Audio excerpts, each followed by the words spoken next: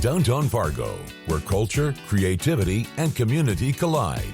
You've heard the headlines. Now hear what's really happening. Bringing the best of Broadway direct to you. The stories, the people, and the places that make downtown the heartbeat of our city. This is Rocky's Downtown Hour with Rocky Schneider. Happy Friday, everybody. This is Rocky's Downtown Hour. We're happy to be here with you today and recap our coffee and cocoa crawl. And also, we're going to have our mayoral candidates on the show. And our first one on the show later is going to be Commissioner Dave Pepcorn. So we're happy to have him joining us later. Right now, I'm going to just update on the coffee and cocoa crawl. We had a sold-out event last weekend. It was so much fun. Beautiful weather to see 1,000+ people walking around downtown. I had to drive and do a couple deliveries during it, and it was tough to get around when there's that many people walking. And it's a great problem to have.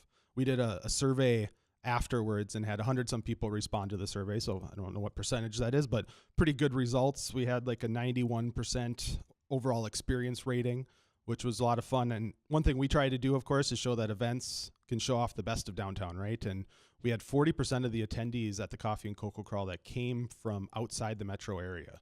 So it just shows that these events are a tourism driver, and of course they all spend money, estimated $40,000 to $50,000 spent during that event, in addition to the ticket price, based on what the attendees told us they spent during the event too on products. And so that's just a great infusion to our economy from outside the city, outside the metro area. 72% of attendees said the event improved their perception of downtown, which was another key takeaway for us to always try to show that off. And one of the businesses we had on the crawl with us was Herbs and Spices, and we have Penny with us in studio. Penny, thanks for joining us. Thanks for having me. Yeah, so what is Herbs and Spices? Give us an overview. Well, Herbs and Spices is a modern day apothecary. So back in earlier years, an apothecary was a person or a shop that mixed their own remedies. They were actually used as a pharmacy way back when, before pharmaceuticals were invented. So what I've tried to do is bring back the wellness part of that aspect. So when you walk into the shop, you're seeing walls of jars that have herbs, teas, spices, different types of mixtures that will help with different ailments, instructions on what they're used for, things like that. So trying to bring back the alternative if someone doesn't want to start out on a prescription. Yeah, and it's really open to everybody, right? I mean, you can be anybody that walks in there, and if you know exactly what you want, if you don't know what you want, look around and you can help them kind of find what they're looking for. So the shop is open for everyone, whether you're new, whether you don't know anything about herbs, whether you are just coming out of curiosity or want to ask questions, to the seasoned herbalist or someone who's taking an online herbal class can come in and get their stuff that they need for class, or practice, buying an ounce. I sell everything by the ounce because I don't want people to get overwhelmed, and just practice. And I think that's important too. So, I mean, it's a low barrier to entry, right? You can come in, try out something, you've heard about it, read about it, want to test something, or if you're, like you said, a seasoned, you can come in and buy it by the pound if you want and get it in bulk. Yes. So I pride myself in everything in the store being organic. 90% of the teas that are in the shop are formulated by myself. There are some single teas in there. Of course, you can't formulate single teas, but teas are another aspect of what I bring into the shop, not only for uses for like muscles and headaches and different things, but if you have an appointment, I can also formulate very specific for certain things. I do not diagnose, treat, or cure anything. I help your body assist itself in what it needs. And just maybe so people, if they're looking for it's 26 Roberts Street. So right off Broadway in the old Paradox Comics and Cards location. Correct. In the Gardner building on the east side. So right next to 20 Below and Handpicked Goods. Been there a number of years now, so people should be able to figure out where that is. And you can just walk in. What are your general hours? Right now, my general hours are Wednesday, Thursday, Friday, 11 to 6, and Saturday, it's 10 to 3. And what I love about it, our downtown, so many of these businesses like yours are more than just the shop hours. It starts to create a community too. You do different offerings there and classes and other things like that kind of take your business one step beyond. Yeah. So right now, I've made the decision to put classes on hold for a little while. Haven't even been in business a year yet, and I still feel like I'm not very well known. I don't have a market to market for classes, but I have a lot of people asking for them. So as that recommendation grows, classes are coming. I just don't know exactly when. I do work with practitioners. I work with counselors. Just about anybody that's looking for something alternative to start with. So what do you recommend if somebody wants to get into herbs and spices or get into apothecary and want to come in, and what should they try first? What do you recommend when someone says, I just don't know what I'm looking for, but I want to try this out? One of my first questions when people walk in and they don't know what's going on, or even if you are a seasoned person, people think that herbs, because they come from plants, and essential oils, because they come from plants, that they're harmless. And one of the first questions I ask is, are you on a medication? If they're on a medication, it's a little more trickier because herbs can interact with medications. It's not impossible. I've never had anybody have a reaction to what I do, but so they're aware that something can happen, and they need to let their doctor know that they're taking a certain tea or they're drinking something that is out of the ordinary and may affect their high blood pressure medication or their diabetes medication or something like that. But working with an herbalist can calm the nerves and know exactly what's going on. I am a certified herbalist. I'm also a clinical aromatherapist. And I pride myself in my work and being forthright and honest with people about what is usable and what's not.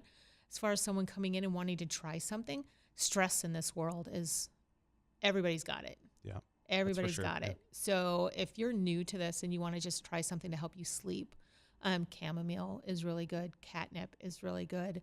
People say, well, what's catnip? It's an herb. Makes your cat go wild. Yeah. But for humans, it calms your nervous system. So those are two really very good ones to start with.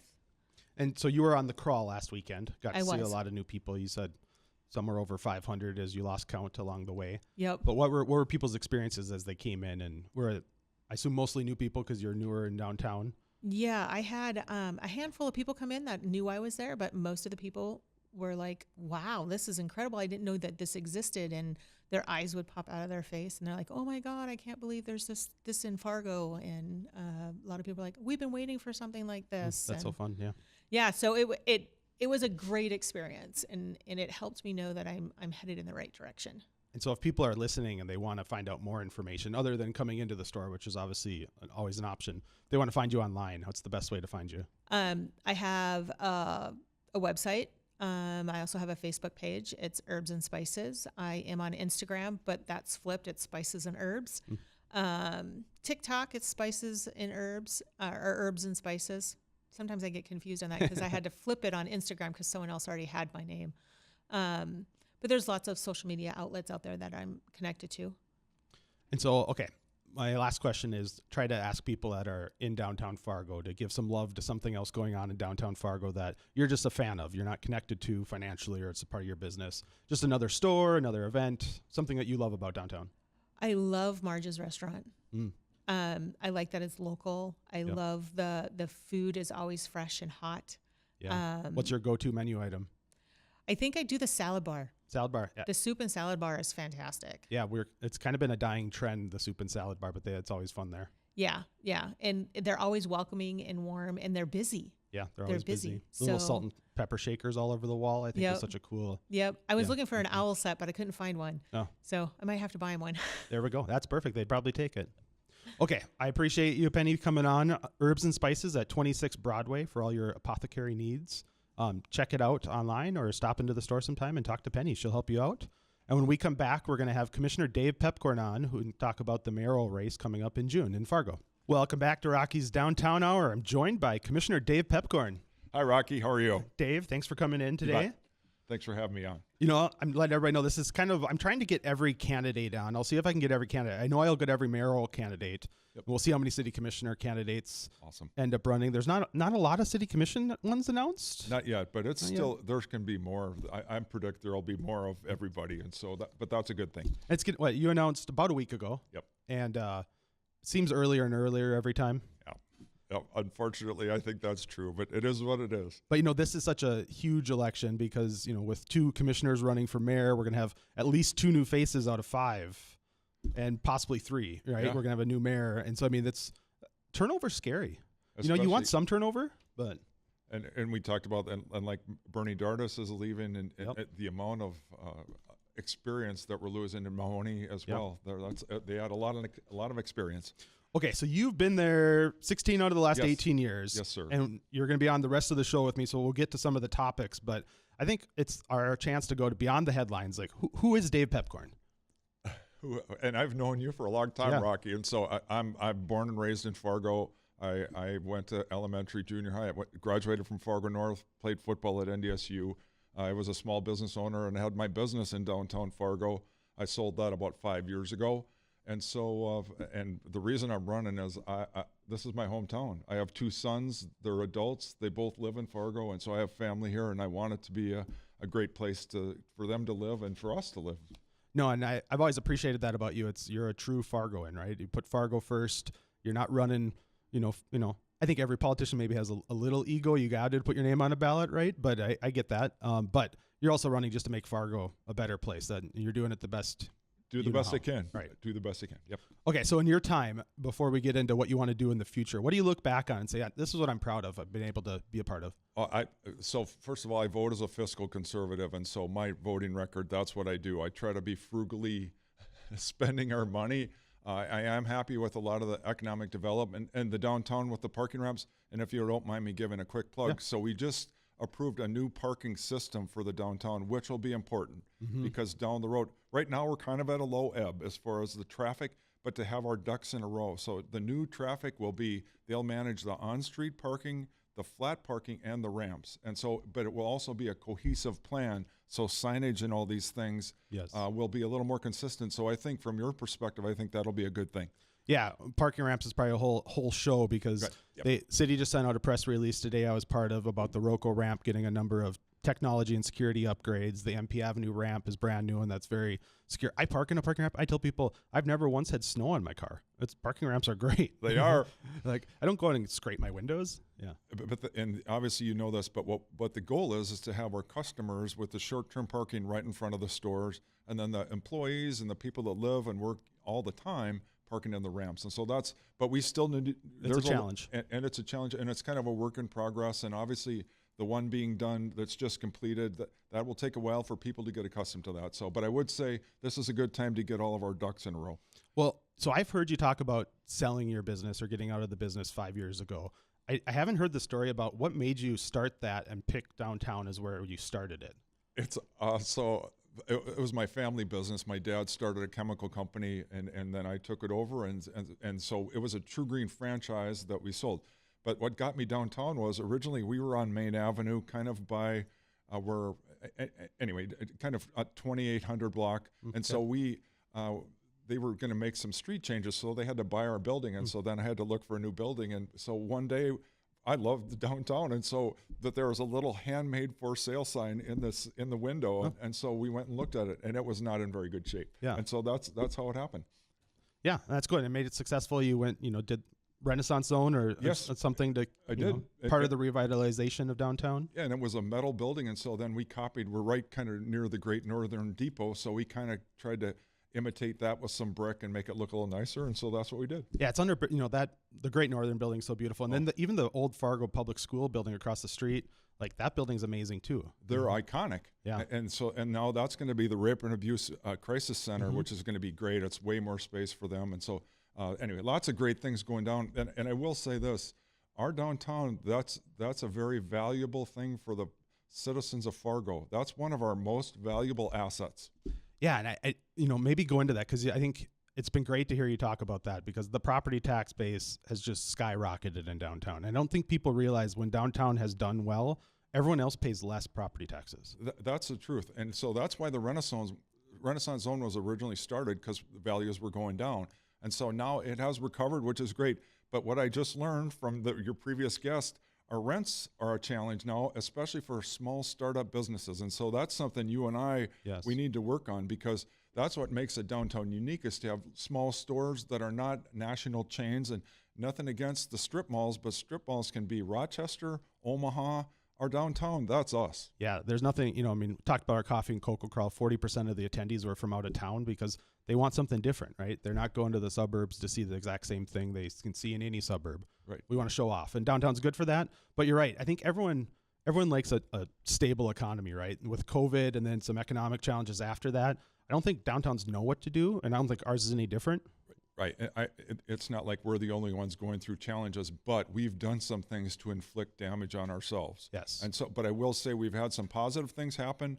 The camping ordinance now, so now we no longer have camping along the river. That was a great positive. The Downtown Engagement Center is going to move. That's going to be a great positive. And so the incremental things that we can do to help, that's a good thing.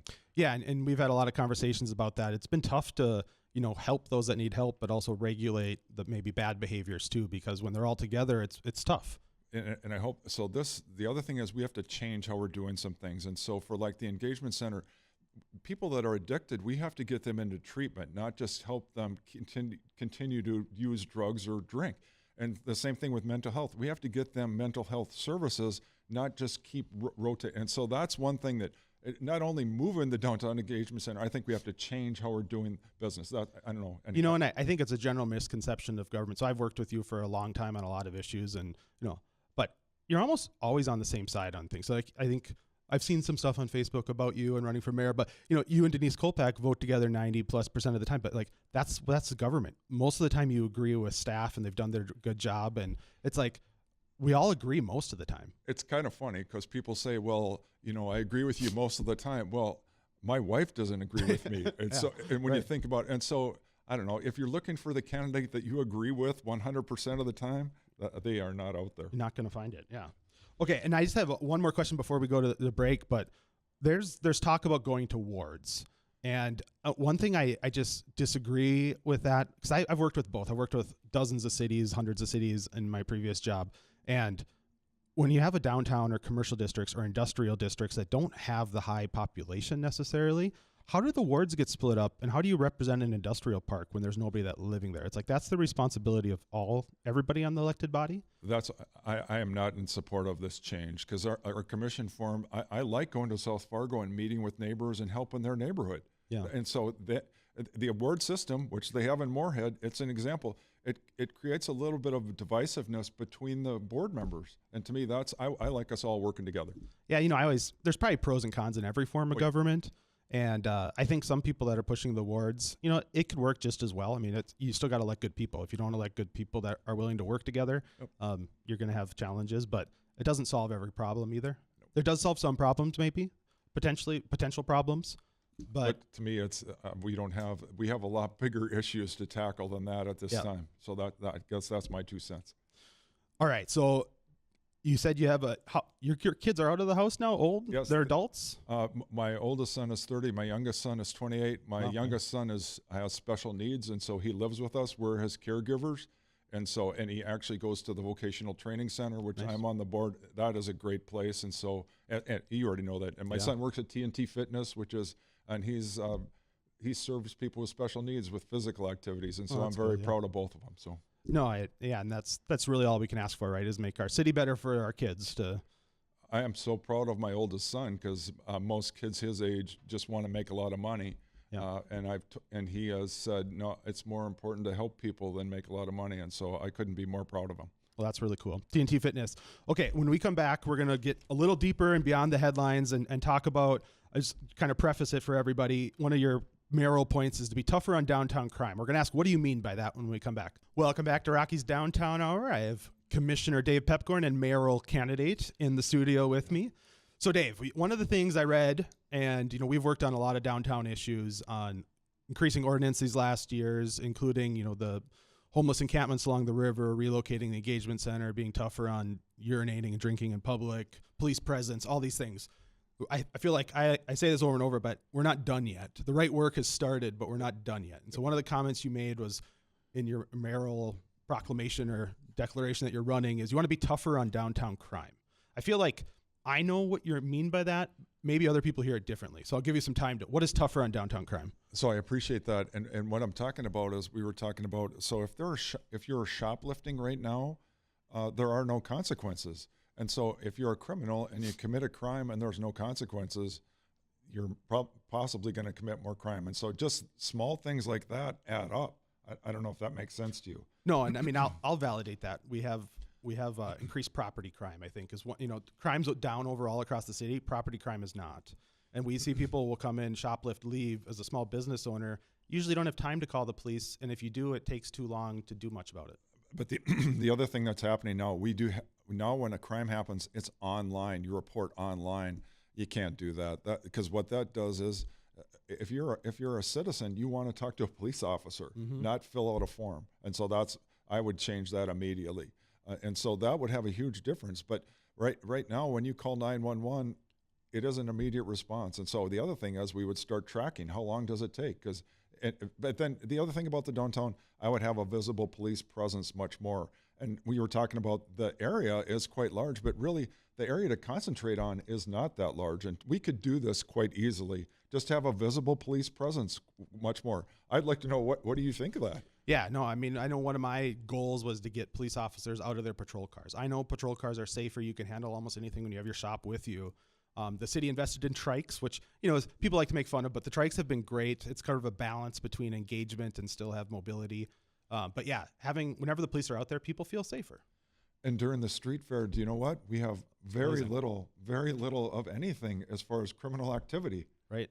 Yeah, Joe Burgum and I, who has Folkways, between the Red River Market, street fair, parades, we had 0 crime incidents last year and hundreds of thousands of attendees. So what does that tell you? The more people that we have, the lower the crime. We have to get more small stores. We have to get more people coming to downtown, more people living. But the thing that I learned from talking is our rents are too high. Or I mean, that's an issue for a small business. I know that's so anyway, there's some things we need to work on other than crime too, if that makes sense. Yeah, and rent doesn't, rent's fairly, like they probably adjust, but right, it's flat. But those first years, rent is really tough. And so it's like once you have an established business, maybe you can pay more. And so I don't know how to change that system where it's like we need to get startups in and have some sort of benefit for starting up a business that maybe doesn't prolong. So that's our homework, to figure out a program. Is there some way we can assist, obviously, the owners of the businesses to have a laddered type of process where when you first start out, it's maybe lower, and then as time goes by, it can increase it. So I think that's something that we can both work on. So you mentioned shoplifting, because that's obviously one that we face as a retail community, and having pedestrians in and out, those sort of things. But I want to go a little bit deeper, because I think when people think of downtown and crime, they're thinking of the shooting they saw in the headline last year. And obviously that grabs headline, but all the little things add up. But panhandling, so I go downtown. Our favorite place to go out at night is downtown. But if you get panhandled every time you go outside, that's a cumulative effect. And so all those little things. But I will guarantee you, if we, first of all, once the Downtown Engagement Center moves out, and then if people are having alcohol or mental health issues, if we try to help them, but if they don't want help, then we have to say, you have to move along. Yeah. And I talk about the creepy versus criminal factor of downtown sometimes, where it's like when we have more people loitering and panhandling, it's like the creepiness factor goes up. It's not always criminal. Sometimes it is. But I think where the city's struggled, and I've been pushing on this, and I think Supreme Court protects panhandling, right? It's freedom of speech. But there is a point when panhandling, what's the difference between panhandling and mugging? Is it a weapon? Is it aggressive talk? Is it following? Is it yelling? And so I think that's where the city needs to figure out, when does it become an illegal behavior versus just, hey man, you got $1? And like, we can all just say no, but it's like when they follow you or they're yelling you or making you feel unsafe, there's more we can do there. But the challenge is, so people have the option of going to a strip mall and not encountering any of that. 100%, yeah. That's the challenge. And so it's something, there's multiple, there isn't like there's one magic bullet, but it's lots of things that we have to do. But if you don't mind me swerving a little bit, it's also giving out drug needles and all this other stuff in the downtown. You can't do that. Yeah, I mean, I think, all those programs, it's like we were talking about. Most of it we agree on, and I think it's all in the oversight of it, right? It's like there's a way to do programs the right way and way to do them the wrong way, and I think it's fair to have that oversight and questions.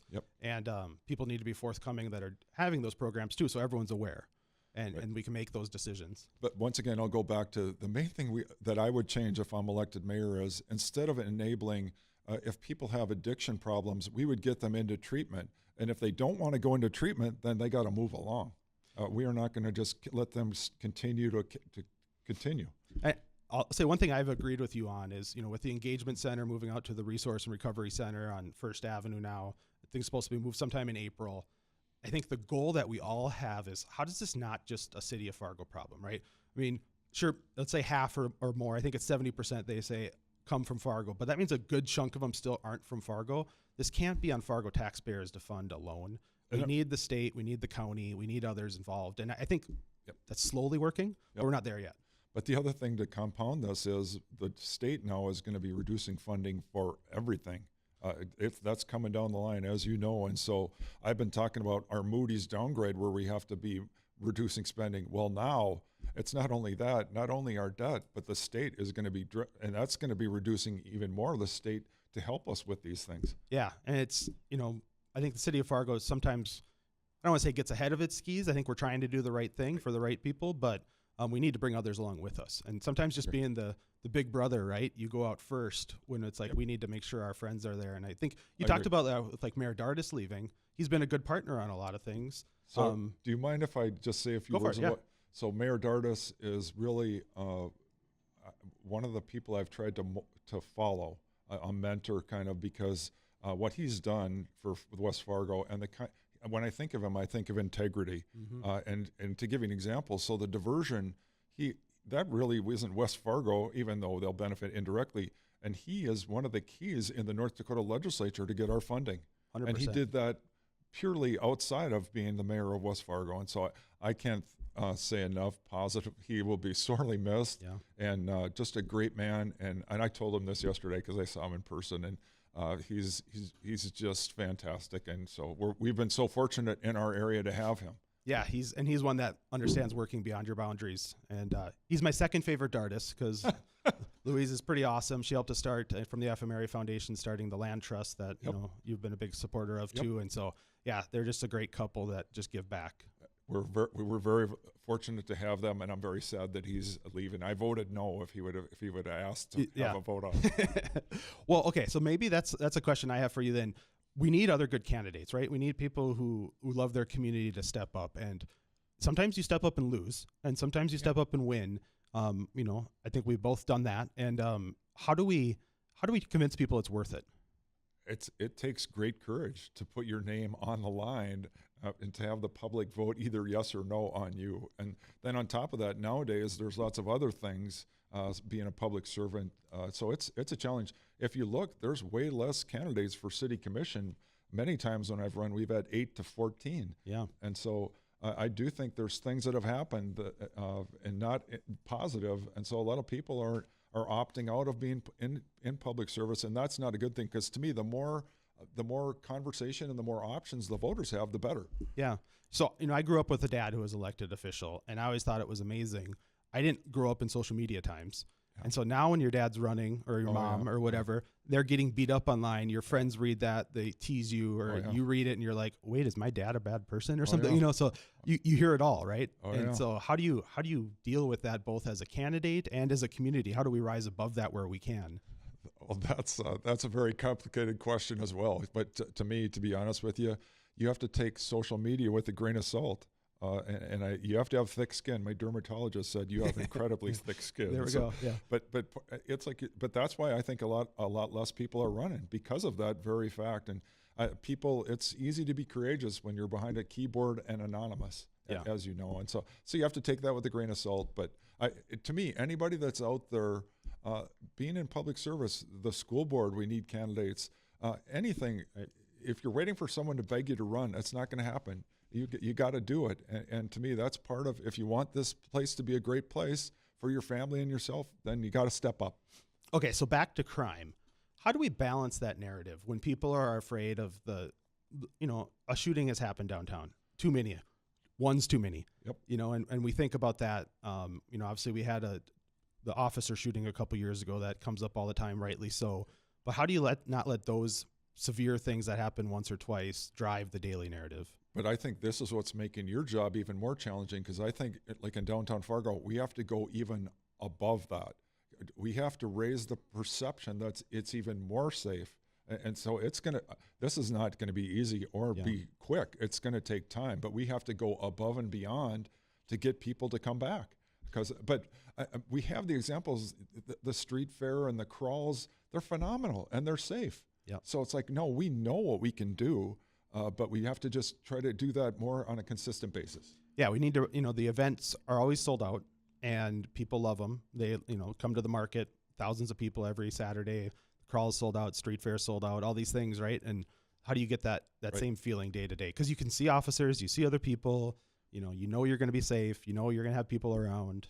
And that's what I think people that are downtown every day almost get jaded by, because we feel that way because we start to recognize people and you feel like it's a neighborhood. Yep. You need to get everybody to feel that small town feel, if you will. But the other thing is we have to get these storefronts refilled again. We have to get the apartments and condos refilled again. And so, but it takes time. But our downtown, it's one of our most important assets we as a city have, and it's a regional hub. And so we have to do what we can to get it back and get it back rolling. Yeah, I have this belief that COVID impacted downtown in a way where kids, stopped coming. College kids. I say kids. I'm too old. College kids didn't value that the same through COVID, and so they chose to live elsewhere because you didn't go out as much, those sort of things. And so now we're coming out of that again. So we almost lost like this generation of people that made memories downtown. No, and I totally agree. But this takes effort, and it's not. But now COVID is a long time ago now. It is, yeah. And so it's like now there's other things, and the other thing is we have to copy other downtowns. What are they doing? And I'm sure you're in contact with other downtowns, so we have to find out what else is working and try to do that too. Yeah, and find out what's not working, right? That's the best part about other. Sure. That's what I always tell people I love about this job. I used to work for an engineering firm where everyone's a competitor. Yep. In my world now, it's like everyone wants to give you their good ideas, and they give them to you for free. And so it's a really collaborative. I'm telling you, Rocky, your job is very important. It's a very important job because you are helping one of our very important assets. And so so thank you for what you do, but to help these small businesses, and obviously you're not alone. There's other people that can help you, but we have to do that. We have to all work together. Before we go to break, I think you were at the Visitor Bureau event yesterday, annual meeting, and I thought the number one place visitors go is downtown Fargo. It's something like 35% of all visitors to Fargo go to downtown Fargo. So it's still where people make the opinion of our community. And so, like you said, that's why it's so important. And we'll talk about what the future looks like when we come back. Very good. Welcome back to Rocky's Downtown Hour. I'm talking to Dave Pepcorn, and we're going to talk about future of Fargo. We have some of probably the biggest turnover at the city level, at least my couple decades working with the city government. And so we're going to ask Dave just the straight up, tough questions, but mayoral questions. Why are you the right leader for the moment? Well, I think, first of all, I have lots of experience. So I've been 16 years. I'm on the Diversion Authority. Obviously, that's going to be completed next fall, so that's exciting. But there's a lot more to that once it's done.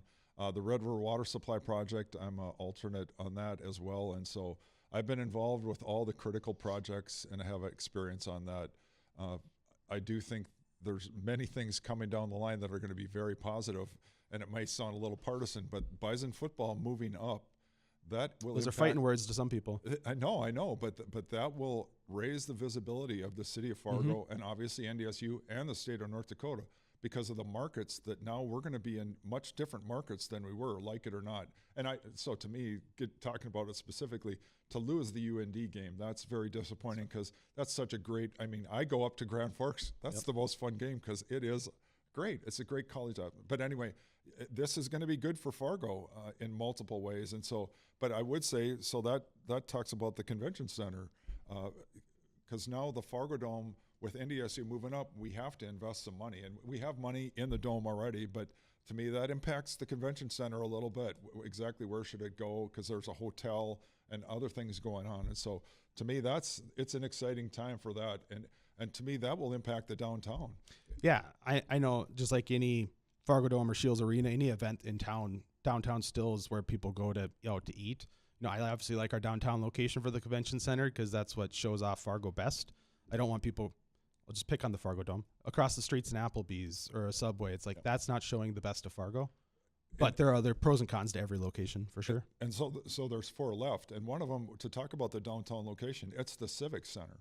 And so that has been sitting dormant. And so we have to address that. And this would be a way to do that at the same time. So that is, like I said, there, there's 4 left, and I'm on the committee, so I don't want to be too partisan. But the downtown, that is an option to how the impacts of that would go on. And so to me, it's exciting. All 4 options are good, but the other thing we have to think about is no matter what happens with the convention center, the Fargo Dome or the Civic Center is a city asset. Mm-hmm. And so what are we going to do? If they don't get the convention center there, then what's next? Because we can't let that just sit and deteriorate. No, yeah, if you're not doing something with it, it's hurting everybody around there. And this ties in dark. with you. If we have activities at the Civic Center, concerts and things, if I had an unlimited budget, that would be our Performing Arts Center. And if we had that active all the time, that would have a positive impact on the whole neighborhood. It would be great. You know, FMCT and Fargo Theater, they fill up restaurants, not just the theater. But the other thing, the FMCT now that's what we were talking about with this ramp. That's going to be completed. That will have a positive impact on the surrounding blocks because the activity in there will be much different than it is now where there's nothing going on. So what you're saying, you've been part of some huge projects, right? Water supply and diversion.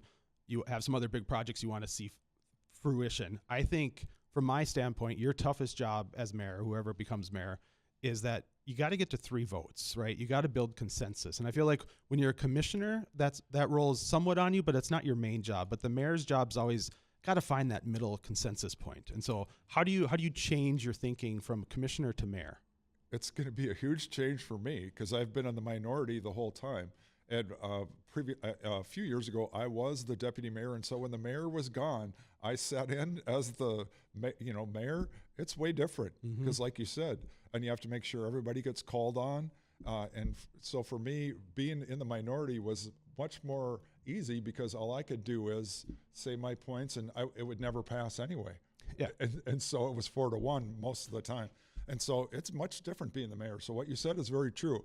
I believe I will change greatly if I'm the mayor because it is different. You have to have everybody at least somewhat on the same page. Yeah, no, and I think, you said deputy mayor too, but we served on MetroCog together for 10 years, and you were chair a number of those years. I think you've been chair of the Basin Commission or are right now? I am. And so, I mean, you have that experience too, and I'm glad you said that because it is different. Way different. And so you don't just get to be a lone no vote. You can speak from experience. So I have been the chair of these different things. I'm different there than I am at the Fargo City Commission, just because it's a different role. And you actually like bicycles. Just might confuse people out there on some past public discussions, but no, you've been a big advocate of recreation, and that's why it's fun. To be honest with you, I love being a public servant. It's a blast. And to be able to be in the room when the stuff's going down, I love it. And so the other thing, economic development, I enjoy that, and tax incentives now are going to be impacted because now the Cass County Commission and the school board have voted no on things. Well, then that kind of ends that from happening. Yeah, I'm actually one that you guys have your economic development incentive committee, which is a mouthful, the EDIC committee. I'm one that thinks you should try to do a joint committee like a MetroCog, but do a joint committee with the schools. And because I watched a lot of developers come through the planning commission, and it's like if they had to go through 3 different bodies, you're never going to get people to invest.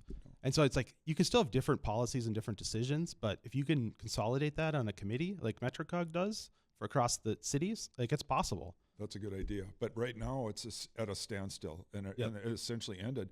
And what that impacts is there's a lot of big businesses. That's what they look for first of all. And if we're not even on the list, then we don't even know what we're missing out on now. So, and maybe that's just, always good to point out, not all incentives are good, but not all of them are bad, and I think that's, and so I've been the chair of the EDIC, and I've done my best to try to make sure that we spend the money wisely. And so, like you said, nobody is perfect. And so but I would say, if you look, we've never lost money on an incentive, not $1, because what it is, it's trailing. And so there is no money that goes out for the investment. It's all what, defers what comes in as far as property taxes. A lot of it's the planting the seeds now for people to enjoy the shade later, right? That's the incentive idea is that, sure, it doesn't help us immediately. It'd be better to get a small win now, but it's like the larger win from that tree growing up is far superior. Right. Just to give you an example, so the Roco ramp, where that is now, that was a flat parking lot, and so we were getting $700 in property taxes. So after the 10 years or 15 years, the value is hundreds of times, and then that will go on forever. So that's kind of the boilerplate answer to how that works. But I get it. Some people, and nowadays with social media, they just pick out something and then blow it up. And that's easy to do, especially for political purposes. All right. Any last words before we go? No. Otherwise, thank you for being on. I'll give you a last shout out here. No, thanks for having me on, Rocky, and thank you for what you do. And I appreciate you've done an excellent job, and it's been very difficult. And so whatever I can do to help you, I'd be happy to. And then give one shout out for downtown. What do you like? What business or events is your favorite to go out to? Okay, I got two. My favorite bar is Dempsey's. My wife and I go there almost every Tuesday, and I like spaghetti western. I've seen you there. Yep. Delicious. But I love our downtown, and our downtown is our most valuable asset. Thank you, Dave. Everyone have a good weekend. Be kind, and I'll see you next week.